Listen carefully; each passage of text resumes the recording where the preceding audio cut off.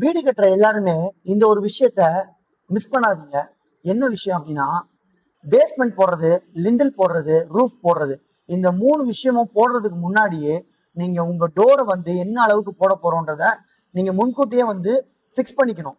இந்த அளவுல தான் நாங்க போட போறோம், இந்த அளவுல தான் நாங்க வந்து பெட்ரூம்க்கு வந்து அசைன் பண்ண போறோம் அப்படின்னு சொல்லிட்டு நீங்க ஃபிக்ஸ் பண்ணிக்கிட்டீங்கன்னா உங்களுடைய வேலை கடைசி நேரத்துல டென்ஷன் கொடுக்காம ரொம்ப ஸ்மூத்தா போகும்.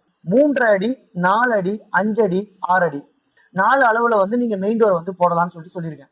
ஸோ அப்போ அதுல வந்து பாத்தீங்கன்னா பிளாஸ்டிங் பண்ணினதுக்கு அப்புறமா இருக்கக்கூடிய இன்ச்சஸ் எவ்வளோ அப்படின்றத நான் உங்களுக்கு கிளியரா வந்து சொல்றேன். 3க்கு 7, 4க்கு 7, 5க்கு 7, 6க்கு 7 இது எல்லாத்துலயுமே உங்களுக்கு சைஸ் வேரியன்ட் இன்ச்சஸ் நாங்க டிஸ்கிரிப்ஷன்ல கொடுத்துருக்குறோம். ஸோ நீங்க பார்த்து அதை வந்து தெரிஞ்சுக்கோங்க.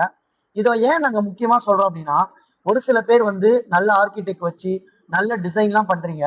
ஸோ ஆனா டோரை வந்து லாஸ்டா தான் சூஸ் பண்ற மாதிரி ஆக்கிடுறீங்க. ரூஃப் போட்டதுக்கு அப்புறமா எங்களுக்கு கரையான் தொல்லை இருக்கு, அதனால நாங்க ஸ்டீல் டோரை பாக்குறோம் அப்படின்னு சொல்லிட்டு நீங்க இங்க வரப்போகும்போது தான் உங்களுக்கு ப்ராப்ளமே இருக்கு. அதனால நீங்க ஸ்டீல் டோர் போடுறதா இருந்தா வீட்டுக்கு முன்னாடியே நீங்க வந்து அதை ஃபிக்ஸ் பண்ணி வைக்கிறது ரொம்ப நல்லா இருக்கும். மெயின் டோரும் பெட்ரூம் டோரும் என்ன சைஸ் அப்படின்றத நீங்க ஃபர்ஸ்டே முடிவு பண்ணி வச்சுக்கோங்க. உங்க வேலை ஈஸியா இருக்கும். நீங்க லாஸ்ட் டைம்ல டென்ஷன் எடுத்துக்காதபடி ஃபினிஷ் ஆகுறது ஸ்மூத்தா இருக்கும். கடைசி நேரத்துல உங்களுடைய டோர் சைஸ் மாறுது, அதுக்காக வாலை வந்து கட் பண்ண வேண்டியது இருக்கு அப்படின்னா உங்களுக்கு எக்ஸ்ட்ரா கூலி, எக்ஸ்ட்ரா ஒர்க்கு, எக்ஸ்ட்ரா டென்ஷன் எல்லாமே உங்களுக்கு இருக்கும். அதனால உங்களுக்கு டோர் போடுறதுக்கான ஏதாவது சந்தேகங்கள் இருந்தால் எங்களை காண்டாக்ட் பண்ணுங்க. எங்களுடைய ஸ்கிரீன்ல தெரியுற நம்பருக்கு கால் பண்ணுங்க. உங்களுக்கு கிளாரிட்டி கொடுக்க நாங்க ரெடியா இருக்கிறோம். தேங்க்யூ.